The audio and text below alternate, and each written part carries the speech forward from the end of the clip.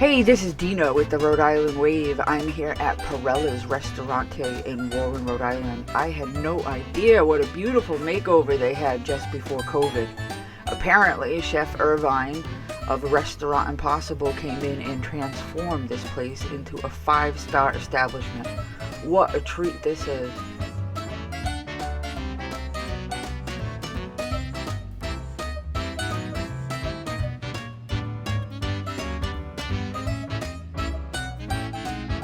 Now we're gonna go back and Lou is going to cook for us. All right, I am here with Lou Perella of Pirella's Ristorante.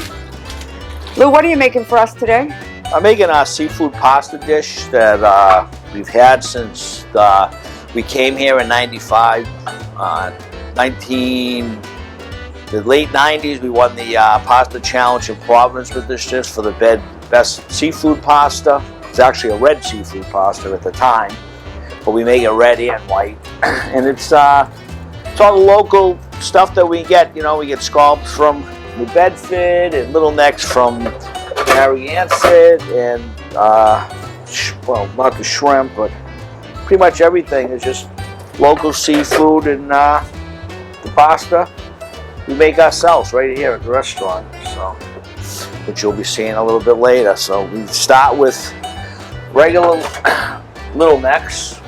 Put them in a clam sauce. We make a clam sauce with oil and garlic and basil and a little touch of oregano and a little bit of white wine. And once the little necks open, we go to the next phase of the dish. While that's cooking, we get our pasta ready. So this is our fresh pasta we make in-house. This is bucatini, and this is something we've been doing for about, we started doing this during the pandemic when we had nothing to do. You made pasta? Well, we always made pasta, but now we got Restaurant Impossible. Robert Irvine got us an extruder because he saw me making it by hand, and he said, "What the hell are you doing? Do you know how much that cost you?" I said, "I have nothing else to do." So we've been making the pasta ever since, and we sell it by the pound. And you know, everybody, it's nothing, you know, that it's that difficult. Nobody can make. You know, my chef Bill William Delaire, he's here with me, and he, you know, I give him I let everybody learn, because I hate standing there fooling around with the pasta. I don't hate it. I just, you know. Well, we'll definitely have to check out the pasta machine later. Yeah. It's an extruder, and it's a lot of fun. And the pasta's fresh every day. And you know, when I got here in '95, I spent 10 years in California with a food company, and there was a lot of hot, healthy dishes, and we did fresh pasta. I did sun-dried tomato bread, and people were like, "What are you doing? Where's the Italian bread? Where's the dry pasta? That's homemade pasta. Do you have any of the stuff in the box?" And I was like, "Oh, yeah, I know." But I mean, now, you know, it's taking the turn. So while these are getting ready to add the next part of that, a couple minutes for the pasta, just add that right to the, cover that up, and then we add the scallops, some baby shrimp, some lobster meat that we used to get from a guy right here in Warren, Denny Ingram, and he sold his boat, I believe. If not, he didn't. He's got it back. And as that finishes, we'll my marpine. As the pasta finishes,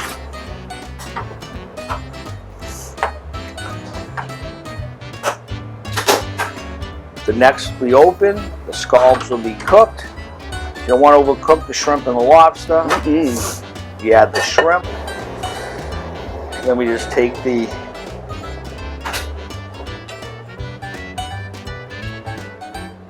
pasta. Now, because it's fresh pasta, it doesn't take as long to cook, is that right? It still takes a couple of minutes. I mean, it's doughy.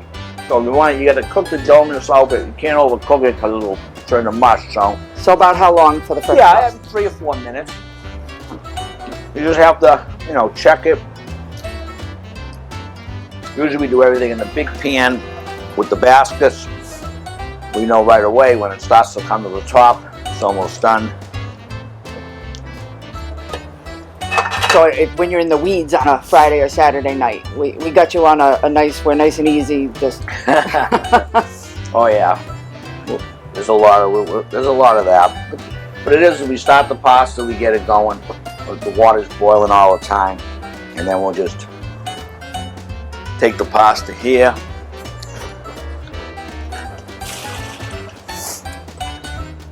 Finish it right in the dish.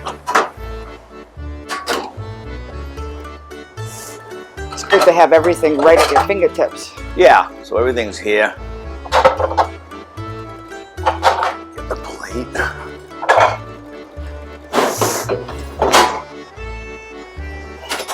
That looks delicious.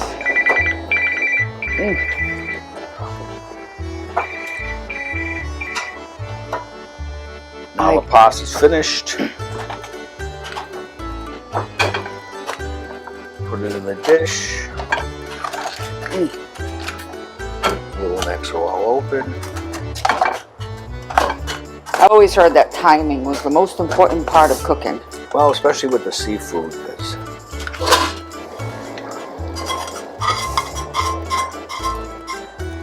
that, our name was the Stan Ross Seafood Special. He was the first person in. He wanted something with seafood and scallops and shrimp, and the people that looked at it said, "What is that dish?" My wife was waitressing, and I said, "I don't know. Go ask the guy his name." His name was Stan Ross, and Stan that's Ross. the Stan Ross Seafood Special. Stan Ross Seafood Special. I love it. And as I said, we made a red version of it in the red seafood category in Pasta Challenge in Providence, and we won that year for the red seafood. Wonderful. And I am sure that is very popular. Yeah, it's one of our signature dishes. I mean, we've been here 28 years, and it's still Stan Ross has since passed, and you know, he was a retired dentist when he started coming here in '95, and we still keep the name because. Sure, why not? Yeah. That's beautiful. Yeah. All right, so tell me about this oven. This looks amazing. So it's a wood-fired oven. Just burns wood. Around the side, you burn the wood till you get the bricks hot enough. You see in there? Very fancy. Yeah. Well, it's just a regular wood-fired pizza oven. It's like a little igloo. Yeah. That'll roast the Eskimos. Well, we had it outside, and then I was running from outside to the inside. No, too much. And I was either burning the pizza or burning the food on the stove. Yeah, I'm freezing your butt off. Well, we didn't have it outside at the time. Oh. We had it. I mean, when we had it outside, we had it out in the parking lot, and then people kept touching the thing that said "caution hot." So you can't touch it. Yeah, I did that when I was 8. Yeah. So it's just it's like an individual pizza. You just stretch it. And takes about 3 minutes in the oven. It's pretty.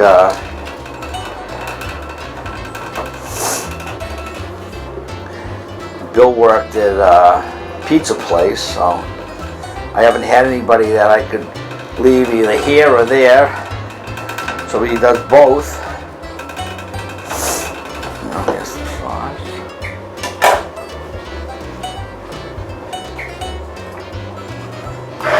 And now I'm assuming that's all fresh dough you guys made?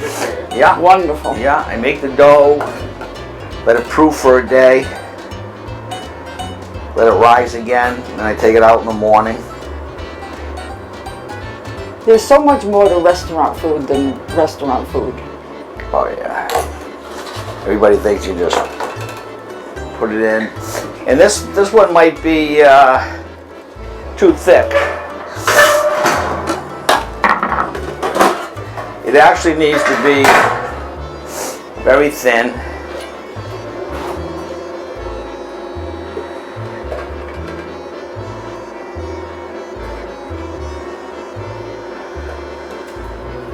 Just make a, we actually have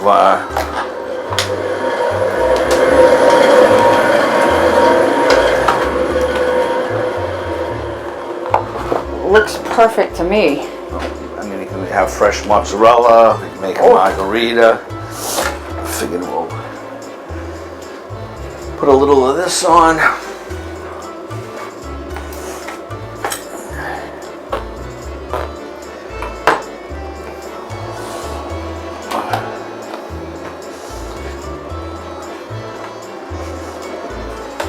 Yeah, the amazing thing is it's just how quickly it comes up. I like to put the basil on at the end. Some people like to put it on in the beginning, but I like the fresh basil. This is just an old wood peel that my friend Peter made for his wife.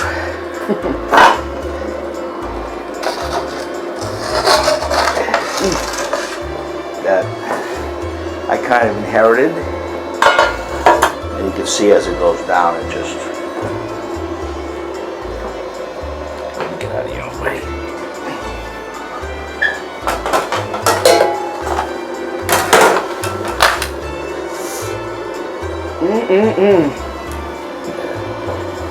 See how the left side's already starting to. It looks yummy. Yeah, don't take.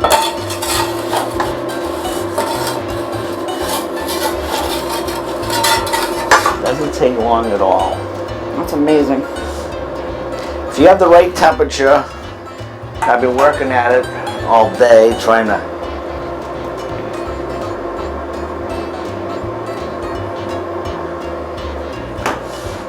And you just gotta keep your eye on it because it doesn't take long. It starts to get brown around the edges.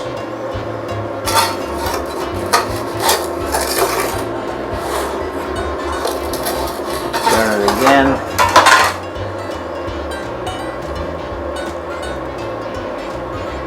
I can see where people would be tempted to touch it. Well, you know what it is? It says caution hot, and we leave it like this. People they go, oh, what's in there? Well, we didn't have the towel on it, and they grab the handle. It will be hot. It'll be hot.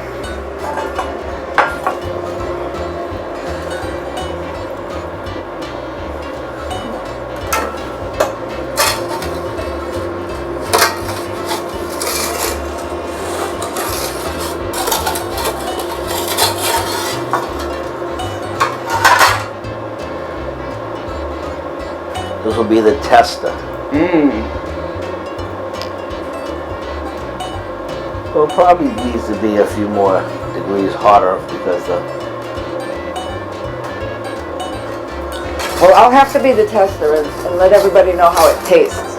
I'm sure it's going to be fabulous. Just hold it up for a minute. Brown the cheese because that's the hottest part of the dome. Is the top, obviously, where the heat rises. Aha!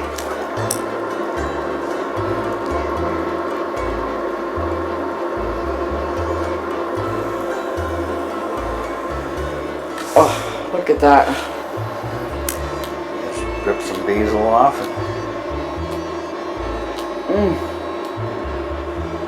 Perfecto. It's always nice when it comes out right.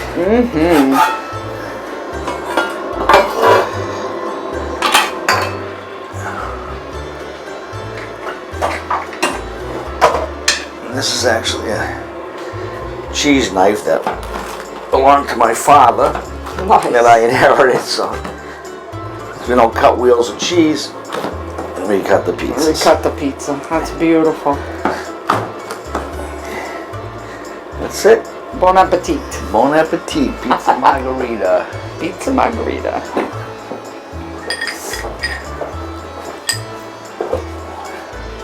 Alright, so this is our famous pasta machine. No, I'm the famous. You're the famous pasta. This is the pasta machine's What helper. happened was I was making it all by hand. And Robert Irvine was said, "How many hours does it take you?" I said, "I don't know, 3 or 4." Well, He goes, "You figure your time and your late?" I said, "I have nothing else to do." We were selling it. We were selling it by the pound. People were ordering pappardelle, and he said, "Well, we got to work on that for you."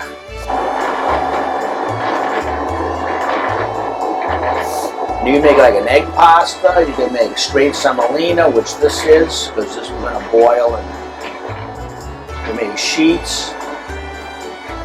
You just make the dough, then you can cut it into any kind of. It just mixes for 4 minutes.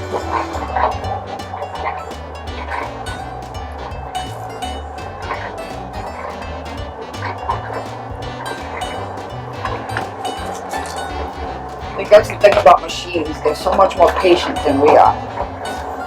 If I had patience, I'd be a doctor. Right?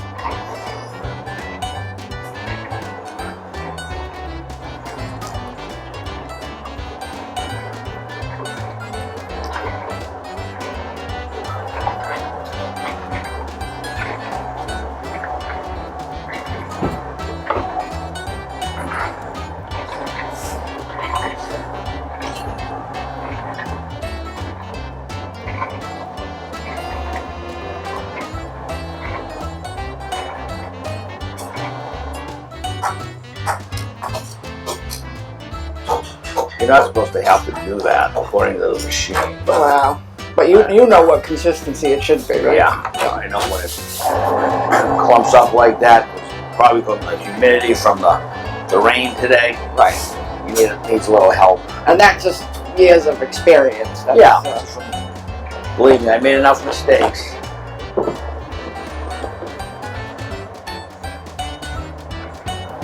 Which is why, rather than go buy this machine, you should come here and buy your pasta. Not as easy as it looks, but I can't imagine. you get used to it.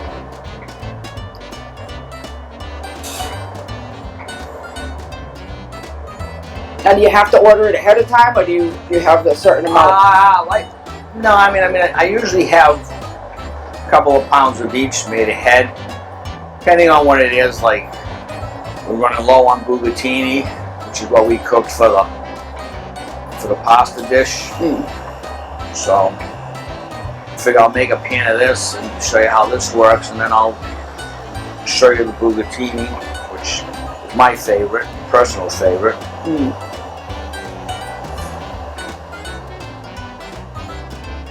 But you gotta stand here. I mean, you don't have to stand here every second, but pretty much, you do.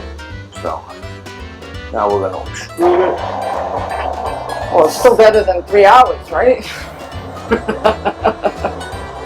And you get twice as much.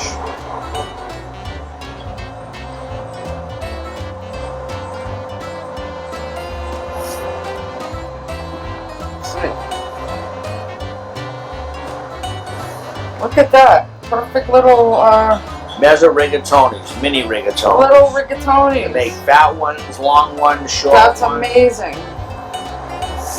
So we're going from that. It's like having babies. Yep, you just spit them out.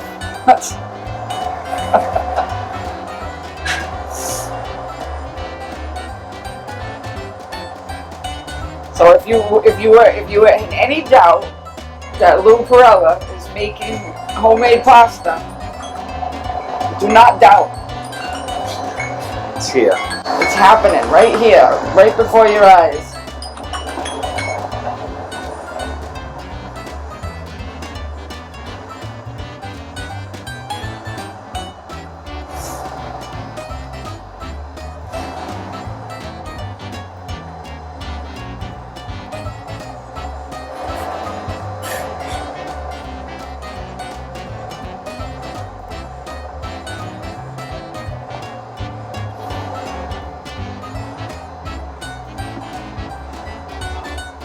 Now,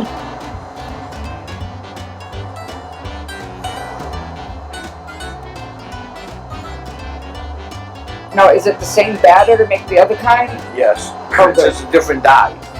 Yeah, what I'm going to do is I'm going to make a half a batch of this instead of a full batch.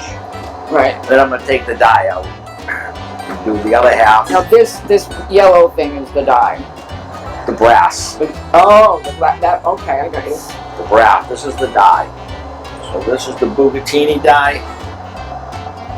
Ah. So see the little speck in the middle? Oh. That's how the pasta is going to come out. Just like that. Very cool. Which is the Bugatini.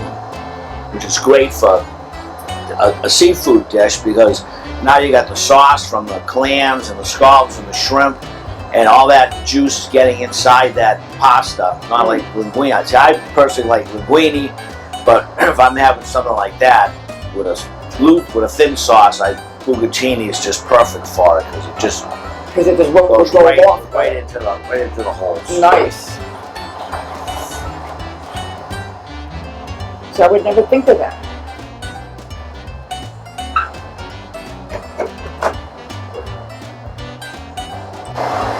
Yeah, it's a nice little machine.